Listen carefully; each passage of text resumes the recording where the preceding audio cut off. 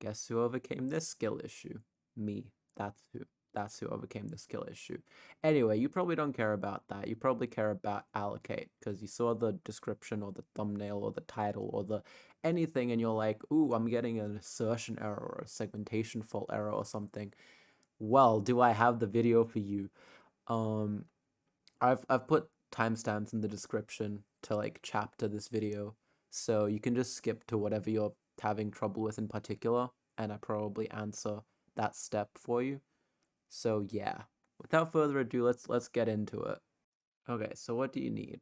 Well, first thing you're gonna need, and the key that made this work for me seemingly, is iPwn DFU, but prior to whatever commit added all the checkmate stuff. That sounds like gibberish to you? Just click on the link in the description. It links to that specific version of iPwn DFU. Next, you'll need iOS 4.3.5 IPSW because it needs a component from there, as well as the IPSW for the iOS version you want to downgrade to, be that 3.1.3, 4.3.3, etc. The other crucial thing you'll need is a tool that can make a 24K pwn IPSW. There's a table on screen now that describes which tool does which versions. And the last thing, once you've got that, is iTunes 11.0.5 or older, which will let you restore that 24K pwn IPSW. Next up, I'll be going through the different ways of actually making that custom IPSW. So, there's three ways. There's Pwnage Tool, Red Snow, and Snowbreeze for different versions. I couldn't get Pwnage Tool to work, so I'll only be showing Red Snow and Snowbreeze. But first, Red Snow. It can do 4.3.3 as well as any iOS 5 version. First, you need to open it, then click Extras, then Custom IPSW.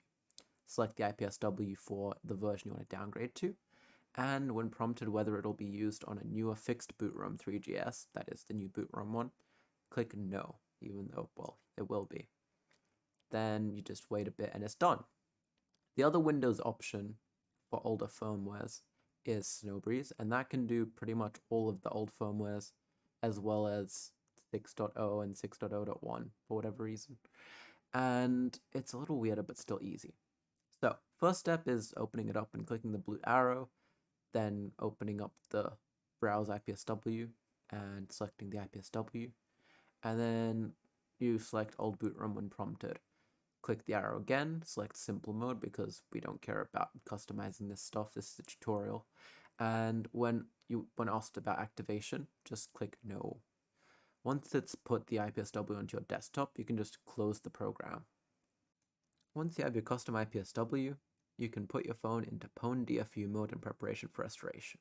Much like making the custom IPSW, there's a couple different ways of doing it, and they are 1. Red Snow, you can just go to Extras, Pwn DFU, follow the steps on screen, easy. The other way of doing it, if you've got DFU and the button combination ingrained in your brain, you can just put it into DFU while plugged into a computer with iPwn DFU and run the command that's on screen to pwn it, and then you're done, you're pwn DFU.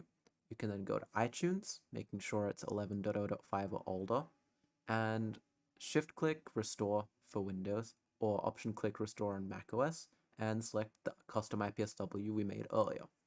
While it's restoring, now would be a great time to get a Mac or Linux machine out if you haven't already, and extracting the required component from the 4.3.5 IPSW.